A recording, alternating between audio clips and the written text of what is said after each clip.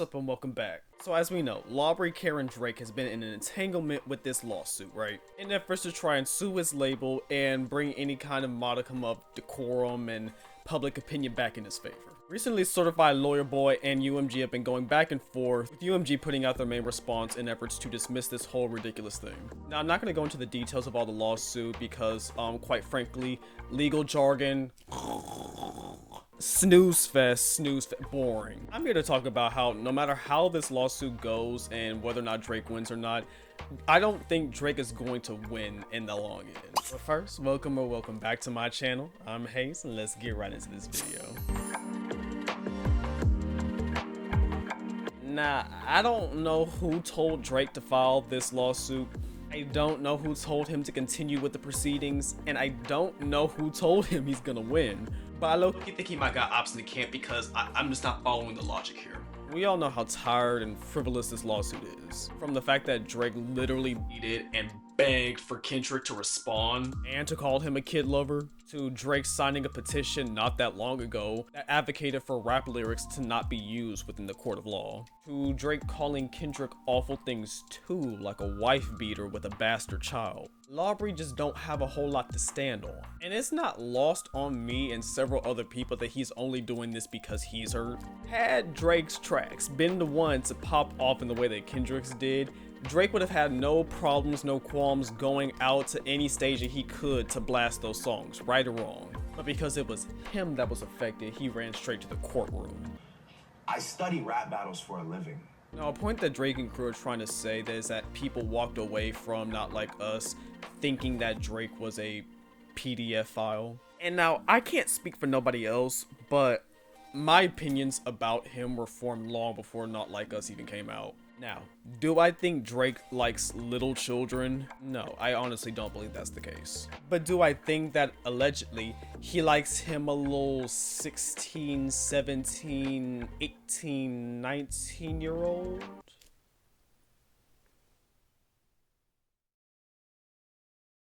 Allegedly. Like, Aubrey, if you didn't want people thinking about you in that way, then you shouldn't be on stage hugging up and talking to a 17-year-old like this. I have me getting carried away again. I get in trouble for shit like this. How old are you? Oh, don't say 17? Why do you look like that? You thick. Look at all this. Well, listen, 17. I had fun. I don't know if I should feel guilty or not, but I had fun. I like the way your breasts feel against my chest. I just want to thank you.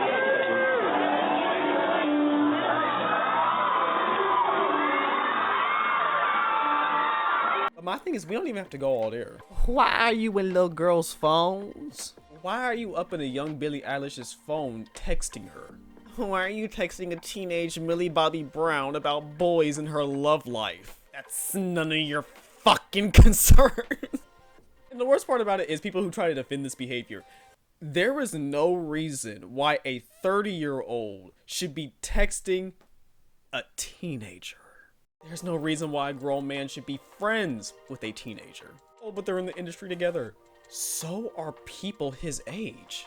There are too many alleged instances of him inviting young girls over to parties from speculation, possibly engaging in physical contact like hand-holding. The fact that it's now become expected that Drake is going to attach himself with the newest, youngest girl on the scene to the point where Tyla knew that Drake was going to be in her DMs. All of these instances before Not Like Us came out. There was a lot of people who already knew about these interactions, to the point where Drake even had to respond to the whole Millie Bobby Brown thing. Not well. In my comments talking about some Millie Bobby look.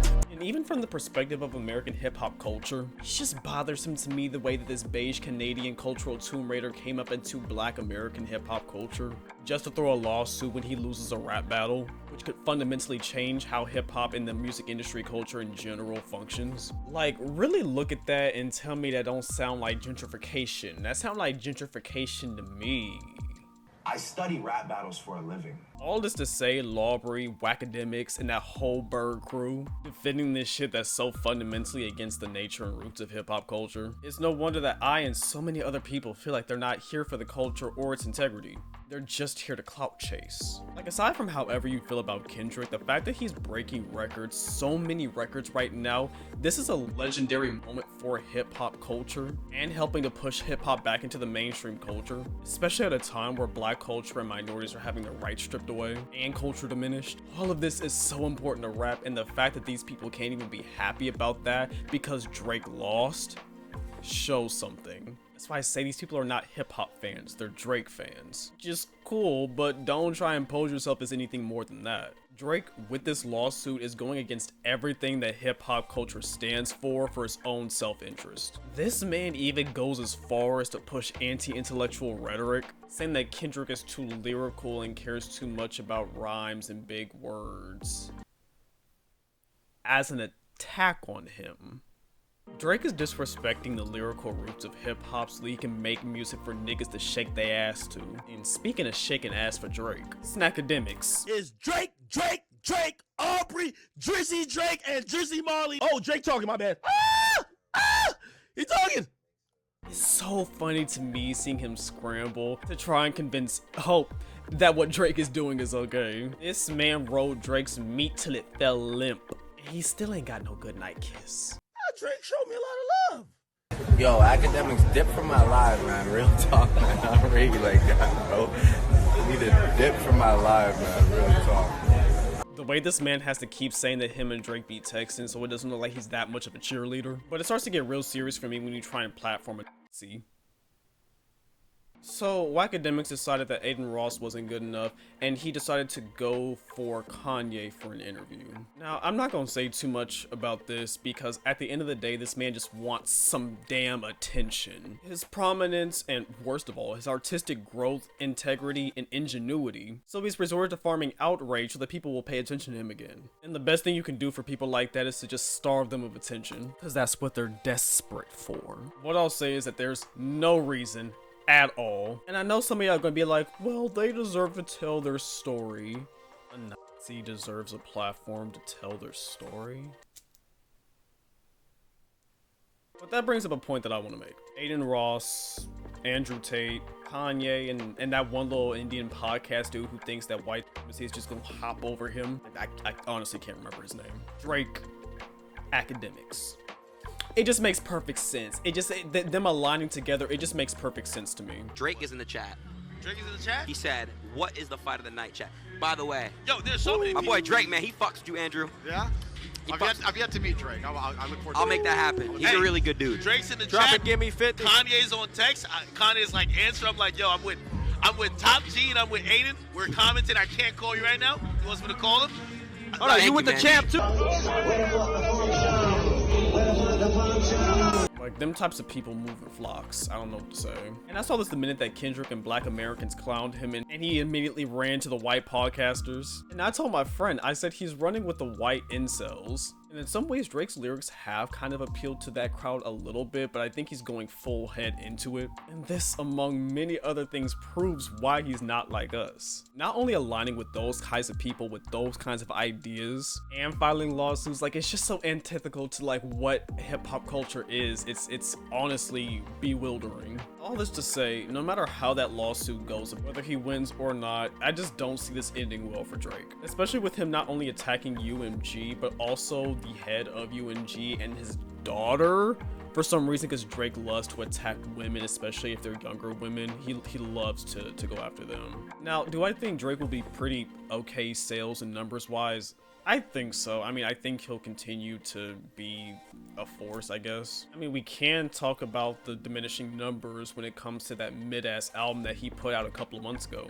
That was actually last month. Jesus, it already feels like a lifetime. And it's lower numbers, but even though they're low for Drake, at the end of the day, that's still pretty good for really any other artist, especially a newer artist in the industry. And I'm sure Drake's fans at this point, if this is the quality that you're okay and acceptable with, then I'm sure you'll listen to anything. But let's just say that everything goes right and Drake wins this lawsuit. Despite the fact that his fans have been trying to convince Hope that he's fighting for the smaller artists, even though he has taken from several artists, have used them in their reference tracks, which is coming out to light now. But in reality, this will just hurt artists in their artistic expression and freedom of speech, making the culture even more mad at Drake for coming in and gentrifying the culture, and now everybody gotta suffer because Drake got sensitive that he was in a rap beef that he helped propagate and lost. If he loses, he's gonna get even more clowned on by the public, probably lose an obscene amount of money and cultural relevancy, and that's gonna follow him the entire rest of his career and his legacy. And if he backs out, he's gonna get called a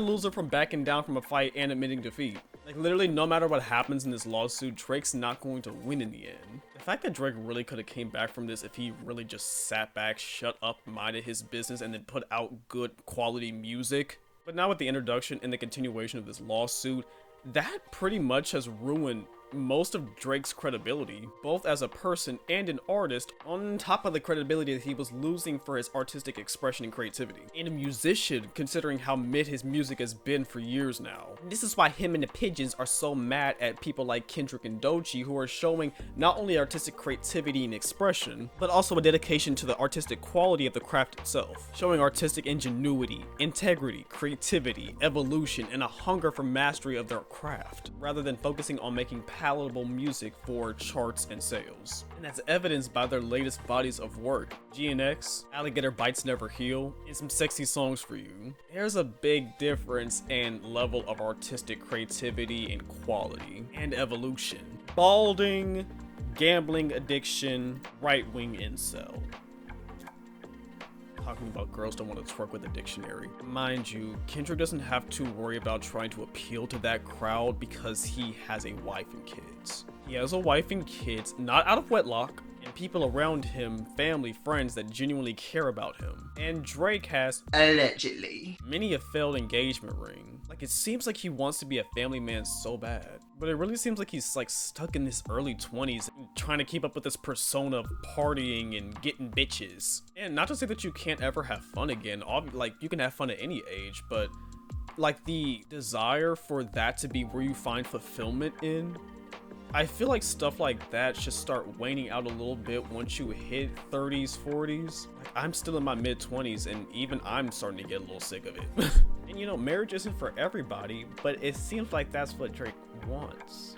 Anyways, now it seems like the focus on the hip-hop industry and the music industry at large is more of an attention to creative integrity versus so much of the sales and charts. Into an era of artistic growth, making classic albums that stick, and putting out actually good performances, not just walking around back and forth on stage to a pre-recorded track. I think the best way for Drake to possibly come back from this, I don't see how he's gonna get past this whole lawsuit thing, but if he does, he would have to focus more on the artistic creativity and integrity and the evolution of his music. We're gonna need to see some honest and vulnerable music from him, and I don't mean him talking about wanting some girl to break her celibacy for him.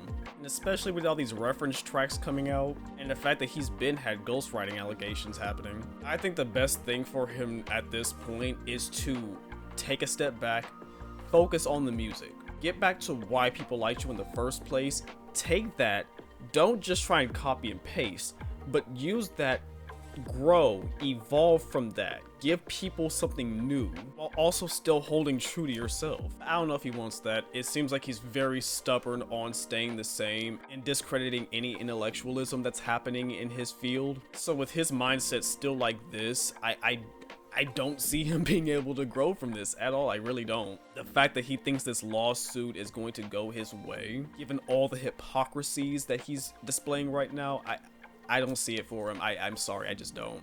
Anyways, y'all let me know how y'all feel about this. Do you think Drake's gonna be able to come back from this? I know sales-wise is probably gonna be fine, but in terms of like the culture and how they view him being a hip-hop artist, no, y'all let me down in the comment section down below. Thank you so much if you made it to this point. My social media is linked up on the screen right here. Y'all have a beautiful day, and I'll see y'all in the next one. Peace.